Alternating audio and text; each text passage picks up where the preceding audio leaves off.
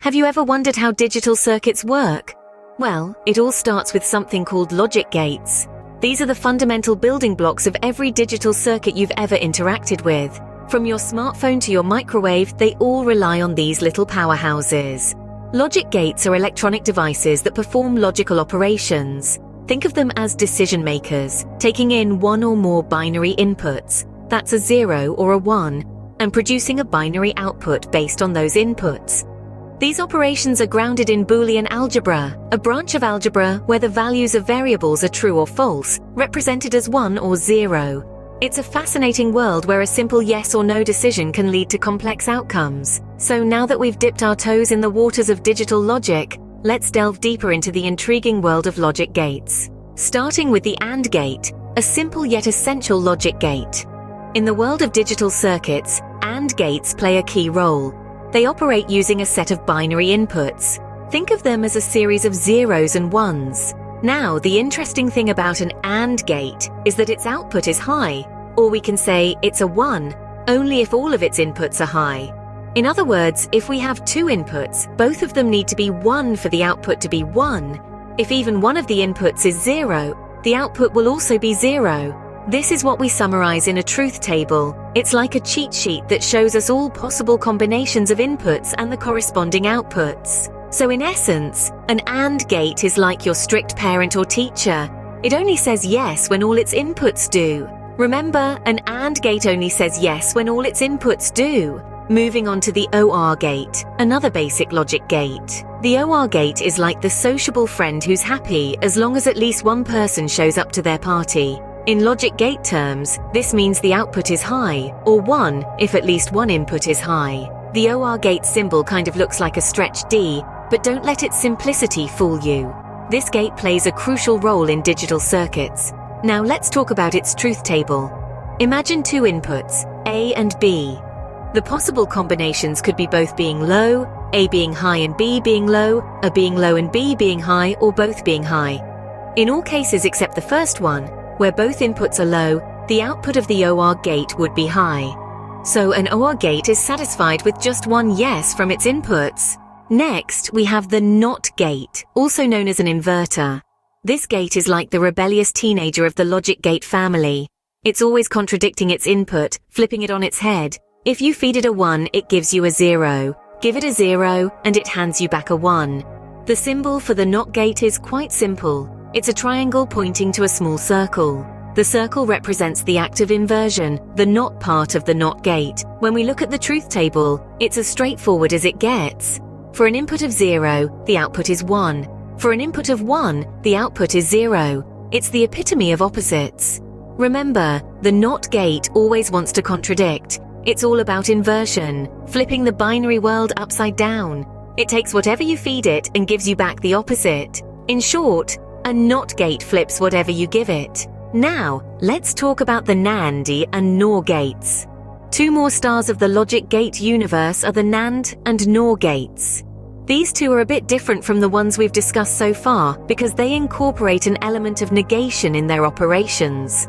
Let's start with the NAND gate. The term NAND is a portmanteau of NOT and AND, which gives a hint about how it operates. Essentially, a NAND gate is an AND gate followed by a NOT gate. This means that the NAND gate will only output a low signal, or 0, if all its inputs are high, or 1. In every other case, if any input is low, the NAND gate will output a high signal.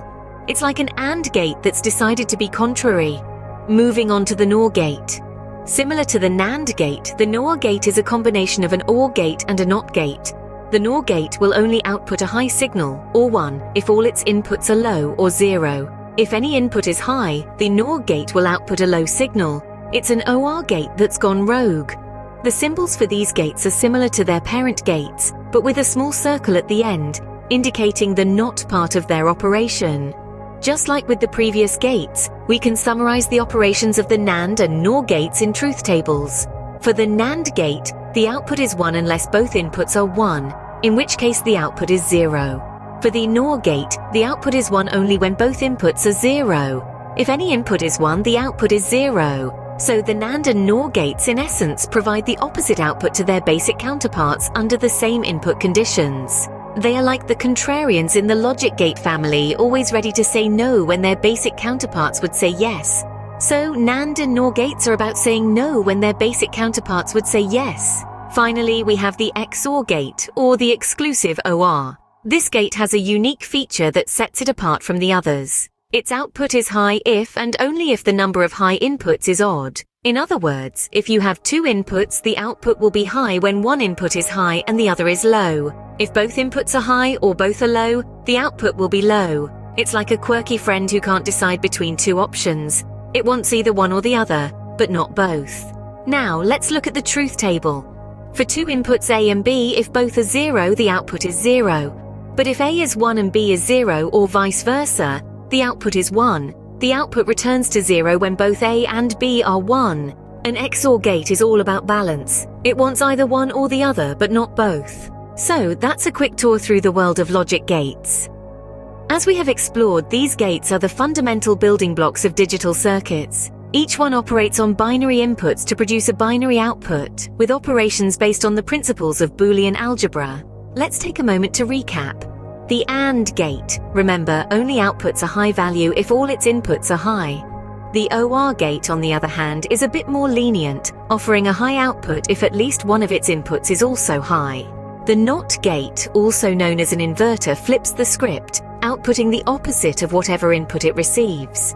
It's like the contrarian of the logic gate world, always going against the grain. And then we have the NAND and NOR gates, essentially the inverse counterparts of AND and OR gates.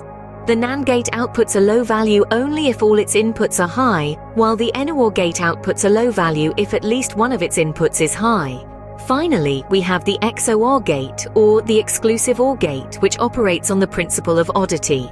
It outputs a high value if the number of high inputs is odd. These gates, with their unique operations and truth tables, are the basic building blocks used to design more complex digital circuits, such as processors and memory units. By combining them in various ways, we can create circuits that perform a wide range of functions, from simple mathematical operations to complex computational tasks. Understanding these gates, their operations and their truth tables is not just an academic exercise. It's a necessary foundation for anyone seeking to master digital circuits. With this knowledge, you can design and understand complex digital systems, from the computer you're using right now to the future technologies we can only imagine today. And with that, we wrap up our journey through the world of logic gates. Remember, every exploration starts with a single step, and understanding these gates is the first step towards mastering digital circuits. Happy exploring!